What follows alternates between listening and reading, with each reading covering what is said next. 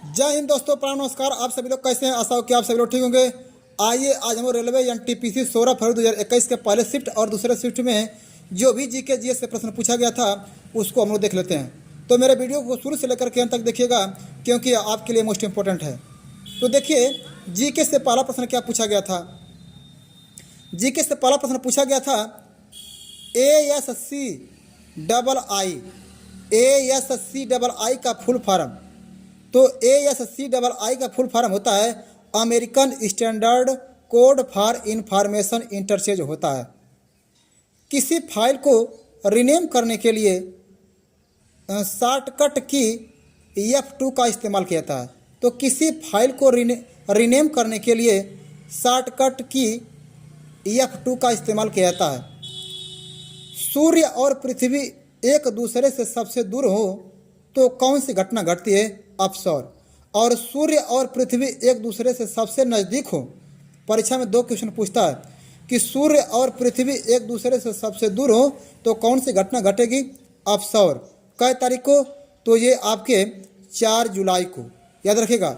सूर्य और पृथ्वी एक दूसरे के सबसे नज़दीक होंगे तो उसको बोलते हैं उपसौर। कै जनवरी को? 3 जनवरी को। तो ये दोनों प्रश्न याद रखिएगा। भारतीय राष्ट्रीय कांग्रेस द्वारा पूर्ण स्वराज की घोषणा 26 जनवरी 1930 को की गई थी। तो भारतीय राष्ट्रीय कांग्रेस द्वारा पूर्ण स्वराज की घोषणा कब की गई थी? तो 26 जनवरी 1930। कांग्रेस की स्थापना कब हुई थी? तो कांग्रेस की स्थापना 1885 को हुई थी। कांग्रेस पार्टी छोड़ने के बाद सुभाष चंद्र बोस ने किसका गठन किया था? तो याद रखिएगा, कांग्रेस पार्टी छोड़ने के बाद सुभाष चंद्र बोस ने फॉरवर्ड ब्लॉक का गठन किया था। याद रखिएगा। NaHCO3 का रासायनिक नाम क्या होता है? तो NaHCO3 का रासायनिक नाम होता है सोडियम बाइकार्बोनेट, जिसको हम लोग बेकिंग सोडा के नाम से जानते हैं। फाइटर प्लेन उड़ाने वाली पहली महिला पायलट। तो फाइटर प्लेन उड़ाने वाली पहली महिला जो पायलट हैं उनका नाम है शिवांगी सिंह।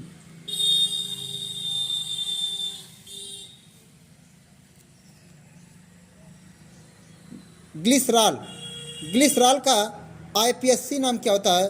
तो ग्लिसरॉल का IUPAC नाम जो होता है प्रोपेन 123 ट्रायल है। याद रखिएगा।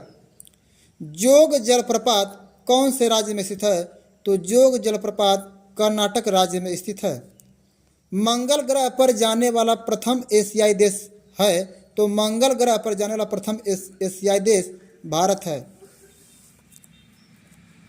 भारत UNO में कब शामिल हुआ था? तो भारत UNO में 1945 में शामिल हुआ था। UNO की फुल फॉर्म क्या होता है? United Nation organisation. इसकी स्थापना कब हुई थी? तो 24 अक्टूबर 1945 को। इसमें कुल कितने सदस्य हैं? तो कुल 15 सदस्य होते हैं, जिसमें से 5 अस्थाई 10 अस्थाई होते हैं। इसके कुल कितने अंग होते हैं परीक्षा में पूछेगा? तो 6 अंग है।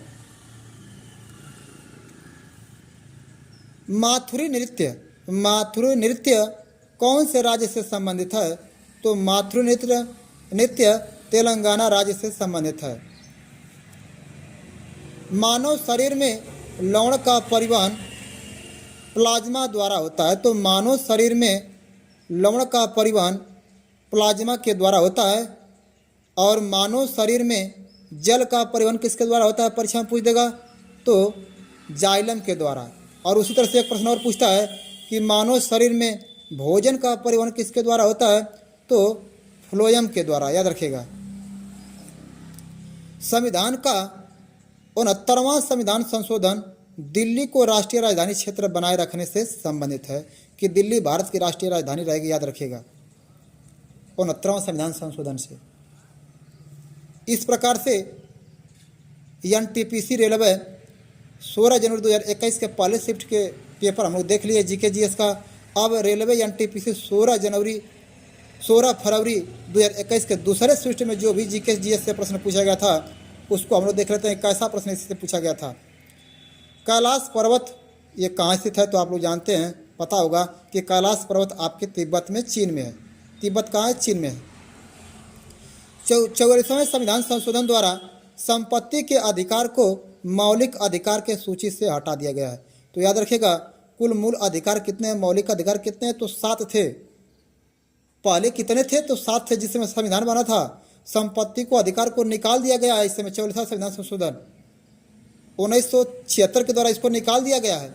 अब कुल इस समय कितने हैं? वर्तमान में मौलिक अधिकार कितने हैं? तो 6 हैं। तो इसको हटा दिया गया है 44वां संविधान संशोधन के द्वारा। इसको संपत्ति के अधिकार को हटा करके 301 के क में रखा गया। याद रखिएगा, 300 के क में रखा गया, जब 300 के ए में रखा गया है। अब ये मौलिक अधिकार अब एक कानूनिक अधिकार हो गया है, ये याद रखिएगा। तो मौलिक अधिकार कैसा अधिकार है? तो एक कानूनिक अधिकार है। जैव ईंधन पर राष्ट्रीय नीति को लागू करने वाला भारत का पहला राज्य है। तो जैव ईंधन पर राष्ट्रीय नीति लागू करने वाला भारत का पहला राज्य क्या है? तो राजस्थान है। यस GST का फुल फॉर्म होता है। तो यस का मतलब स्टेट, जी का मतलब हो जाएगा गुड्स, यस का मतलब होगा एंड सर्विस, और टी का हो जाएगा टेस्ट। तो state goods and service tax 15 अगस्त 1974 को पहली बार मुख्यमंत्री एम करुणानिधि ने स्वतंत्रता दिवस पर राष्ट्रीय ध्वज फहराया था। याद रखिएगा, 1974 को 15 अगस्त 1974 को। भारत का सबसे बड़ा वाणिज्य बैंक कौन सा है? तो state bank of India, SBI, state bank of India. india@gmail.com, india@gmail.com में म्यूजर नेम इंडिया है। म्यूजर नेम क्या है? तो इंडिया है। बॉक्साइट किसका अयस्क है? तो एल्युमिनियम का अयस्क है, याद रखिएगा। बॉक्साइट एल्युमिनियम का अयस्क है, याद रखिएगा। VVPAT का फुल फॉर्म क्या होता है? तो VVAT का फुल फॉर्म होता है voter verifiable paper audit trial होता है। कांग्रेस के पहले यूरोपियन अध्यक्ष कौन थे? तो कांग्रेस के पहले यूरोपियन अध्यक्ष जॉर्ज यूले थे। जॉर्ज यूले थे। भारत